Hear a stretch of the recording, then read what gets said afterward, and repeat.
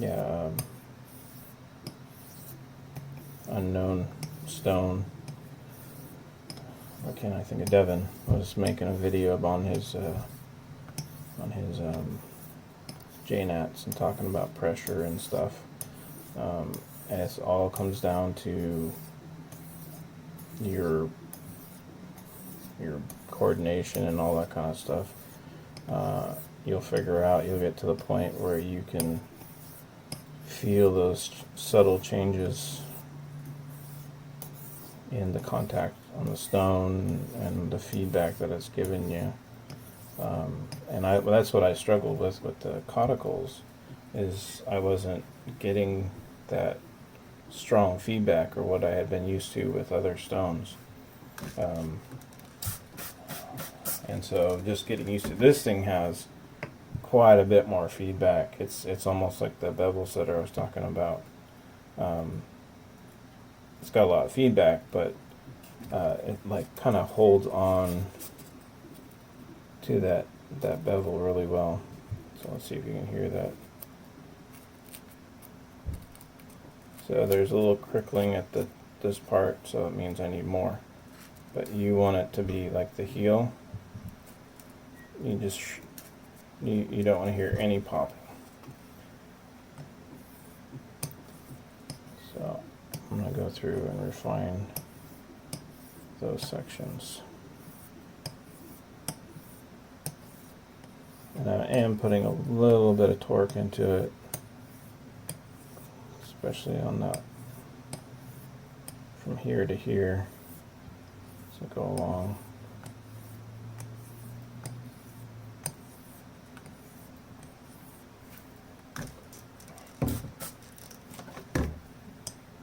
And this almost makes, it doesn't quite slurry up, but it makes, it's like its own slurry. So like, you know, the diluting the slurry things on those other stones is real important for them, because you really need that slurry to push that edge out. Because if you're just polishing, it's going to take a while to do it. But you need that little bit of slurry on there to push that edge along, to really push up that apex, to really fine tune it. But with this stone, like, it's like cutting really easy. So I'm in the article Eric sent me, they were talking about there's this one that was really easy to use. It was like on the top of the list or whatever. I just don't remember the name of it. But I'm wondering if it was this stone they were talking about, because this thing is just so easy to use, and it was a fairly good sized chunk that came off of the original stone. Just this is the part I end up getting, but I'm happy I got it.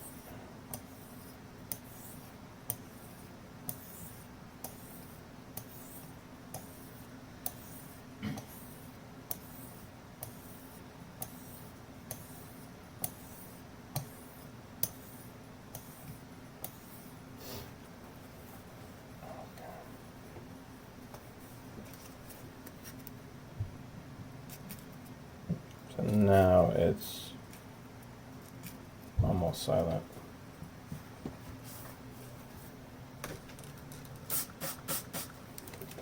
So I'm just going to resurface it some more.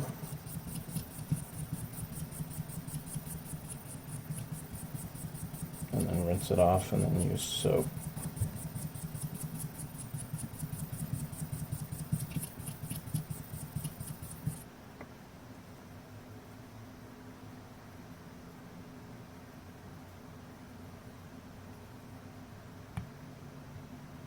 So what I found interesting is that on the article, on the conical article, I forget the author's name, they were talking about using talc. And I'm curious if they were talking about in the powder form,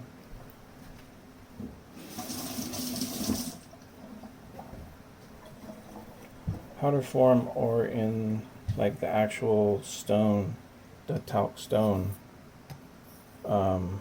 thing. And I'm wondering if someone experimented with graphite. So I don't know, because graphite has its own lubricity, and there's other ones, but I don't know if what all they did, because a lot of the times the barbers were using what they had available, you know. And I'm sure it was a lot of it was just trial and error, unless they had their mentor, their master, give them the information that they had been handed down or figured out or whatnot. And that's the sad thing about the history of things, is things go out of fashion or whatever, and the people that used to do that every day, they died, and they didn't, it's common knowledge, so they didn't think to put down in books, unless some did, but generally they were too busy with life to be able to document it. It's not like they do nowadays. Everything's got to be recorded and put on the internet, you know.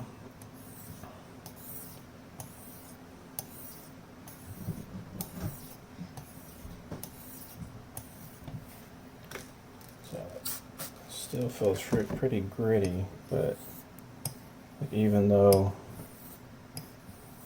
I'm not putting any pressure on it,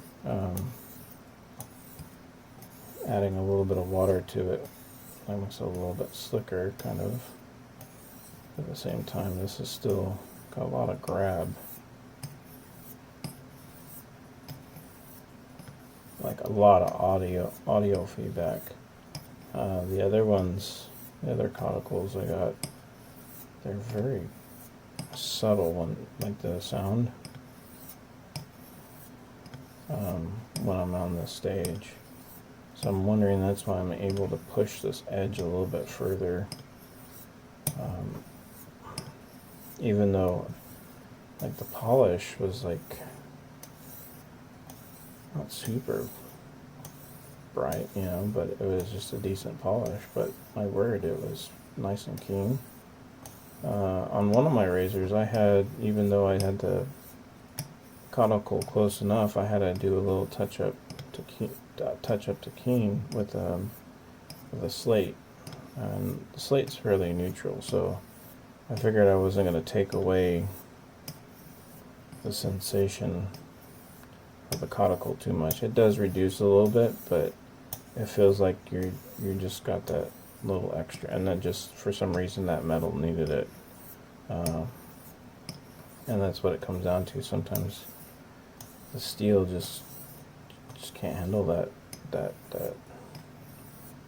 finish, so you need a little bit something else to go with it. Alright, so I'm gonna do a little bit of pulling strokes, pull out that apex a little bit, and then go back regular forward ones to knock any kind of foil or burr that could be brought up, but it does help bring the edge out.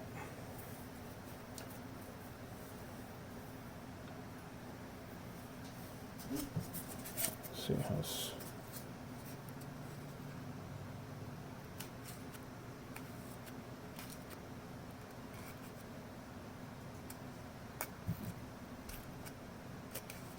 So that hesitation, I don't like that.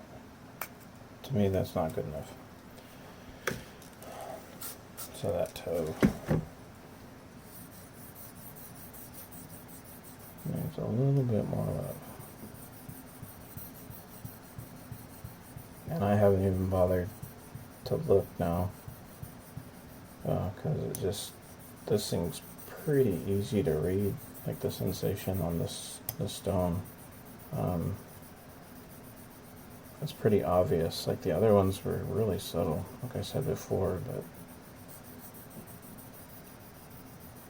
it would have been really nice to have. Probably couldn't afford it though.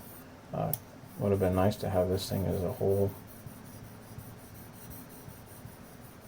but generally people want way more for whole stones.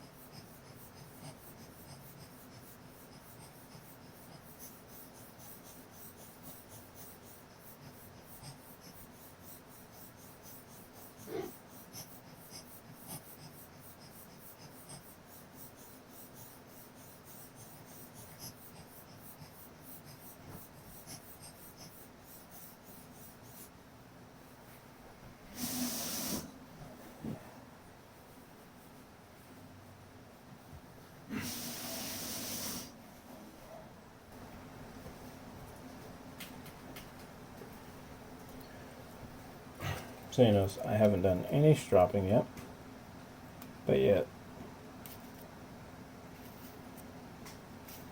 that's where you want it. And then so you hear how quiet that was, and we could probably even put it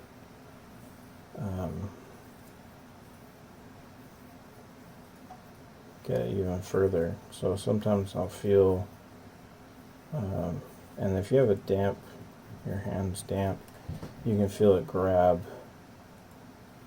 the that bevel a little bit more.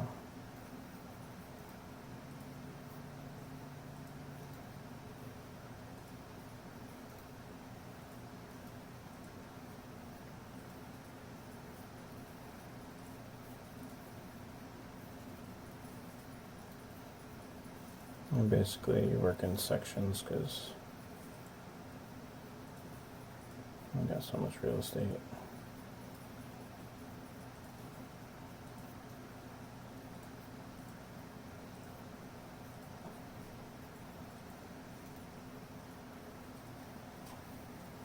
So let's listen to it now.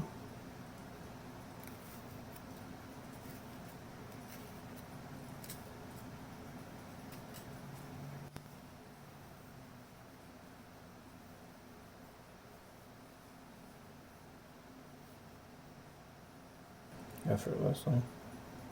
Like barely even a tug. Now it's cutting it.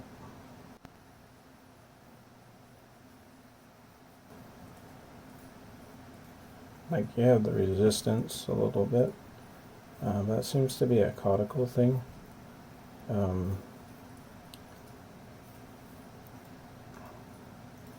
Because you can still shave and comfortably shave and efficiently cut, but I think like the kind of polish and the refinement that you get from other stones, at least I don't have a coticule that can do it, but you can push the coticule as far as you can. But I'd say, like, because you're restricted to the particle size of the garnets and what other cutting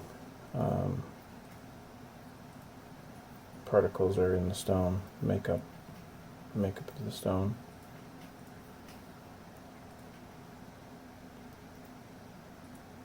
So sometimes if you want that fine, yeah, that's just effortlessly cutting.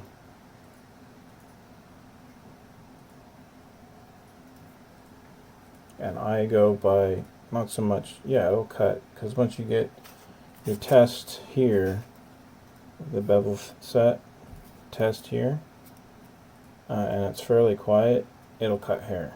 So after that part, you're just basically polishing and refining that edge, and getting it to the point that you like. But the tests really help you gauge the performance or the state of the edge that you put on. So that's a lot of fun. I hope you guys enjoyed, got something out of it, and